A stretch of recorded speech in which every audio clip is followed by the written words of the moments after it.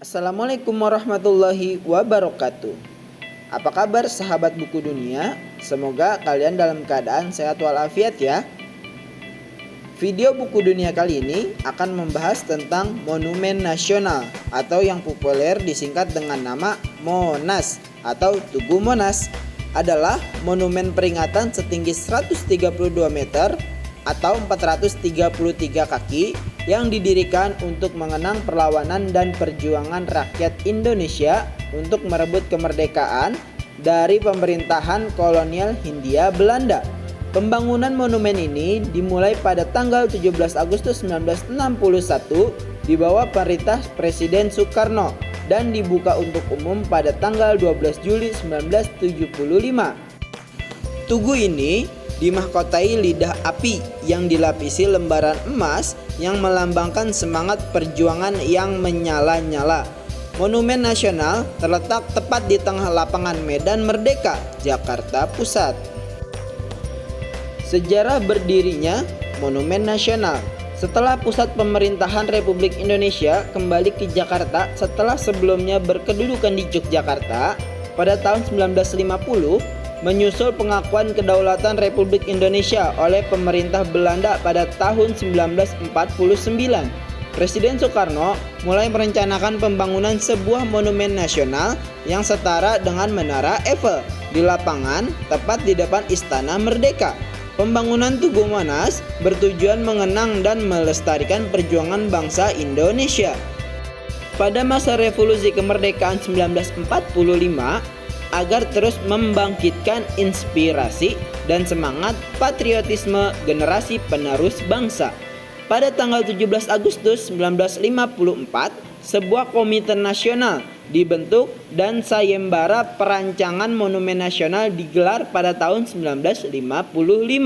Terdapat 51 karya yang masuk, akan tetapi hanya satu karya yang dibuat oleh Frederick Silaban yang memenuhi kriteria yang ditentukan komite, antara lain menggambarkan karakter bangsa Indonesia dan dapat bertahan selama berabad-abad. Sayembara kedua digelar pada tahun 1960, tetapi sekali lagi tak satu pun dari 136 peserta yang memenuhi kriteria. Ketua juri kemudian meminta Silaban untuk menunjukkan rancangan kepada Soekarno.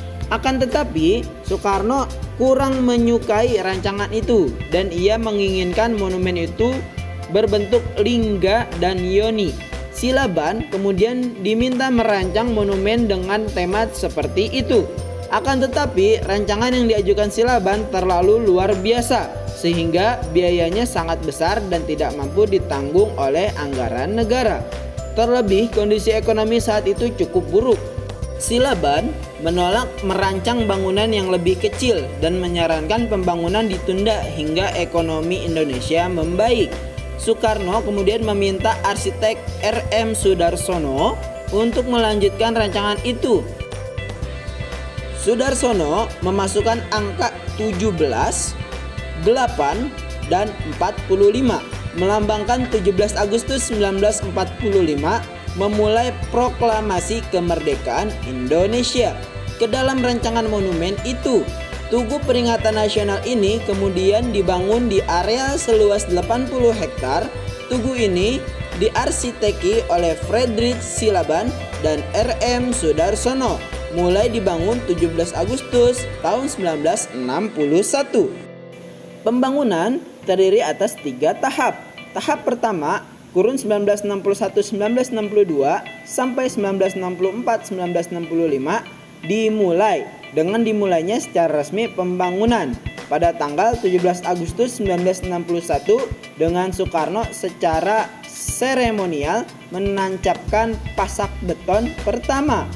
Pembangunan obelis kemudian dimulai dan akhirnya rampung pada bulan Agustus 1963. Pembangunan tahap kedua berlangsung pada kurun 1966 hingga 1968 akibat terjadinya gerakan G30 SPKI sehingga tahap ini sempat tertunda.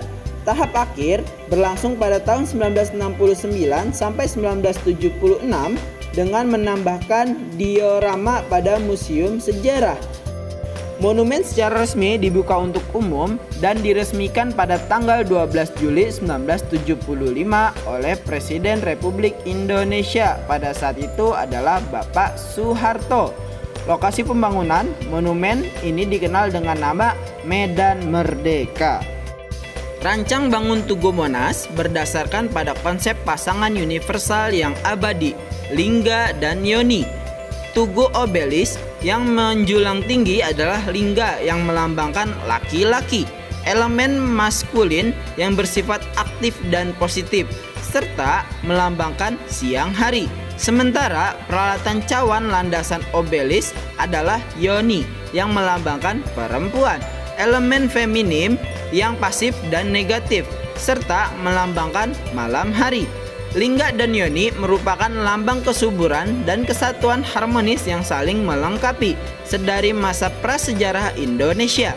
Selain itu, bentuk Tugu Monas juga dapat ditafsirkan sebagai sepasang alu dan lesung, alat penumbuk padi yang didapati dalam setiap rumah tangga petani tradisional Indonesia. Dengan demikian, rancang bangun Monas penuh dimensi khas budaya bangsa Indonesia. Kolam di Taman Medan Merdeka Utara berukuran 25 x 25 meter, dirancang sebagai bagian dari sistem pendingin udara sekaligus mempercantik penampilan Taman Monas. Di dekatnya terdapat kolam air mancur dan patung Pangeran Diponegoro yang sedang menunggang kudanya, terbuat dari perunggu seberat 8 ton. Patung itu dibuat oleh pemahat Italia, Profesor Coberlato. Pada tiap sudut halaman luar yang mengelilingi monumen terdapat relief yang menggambarkan sejarah Indonesia. Relief ini bermula di sudut timur laut dengan mengabadikan kejayaan Nusantara pada masa lampau, menampilkan sejarah Singasari dan Majapahit. Relief ini berlanjut secara kronologis searah jarum jam menuju sudut tenggara, barat daya, dan barat laut. Di bagian dasar monumen, pada kedalaman 3 meter di bawah permukaan tanah, terdapat Museum Sejarah Nasional Indonesia. Ruang besar Museum Sejarah Perjuangan Nasional dengan ukuran luas 80 x 80 meter dapat menampung pengunjung sekitar 500 orang. Di bagian dalam cawan monumen terdapat ruang kemerdekaan berbentuk amphitheater. Ruangan ini dapat dicapai melalui tangga berputar dari pintu sisi utara dan selatan. Ruangan ini menyimpan simbol kenegaraan dan kemerdekaan Republik Indonesia. Di antaranya, naskah asli Proklamasi Kemerdekaan Indonesia yang disimpan dalam kotak kaca di dalam gerbang berlapis emas. Lambang negara Indonesia, peta kepulauan Negara Kesatuan Republik Indonesia berlapis emas, dan bendera merah putih, dan dinding yang bertulis naskah Proklamasi Kemerdekaan Republik Indonesia.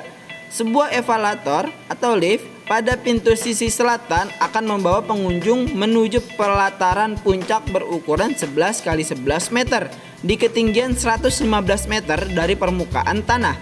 Lift ini berkapasitas 11 orang sekali angkut. Pelataran puncak ini dapat menampung sekitar 50 orang, serta terdapat teropong untuk melihat panorama Jakarta lebih dekat. Di puncak Monumen Nasional terdapat cawan yang menopang nyala lampu perunggu yang beratnya mencapai 14,5 ton dan dilapisi emas 35 kg. Lidah api atau obor ini berukuran tinggi 14 meter dan berdiameter 6 meter. Terdiri dari 77 bagian yang disatukan. Lidah api ini sebagai simbol semangat perjuangan rakyat Indonesia yang ingin meraih kemerdekaan.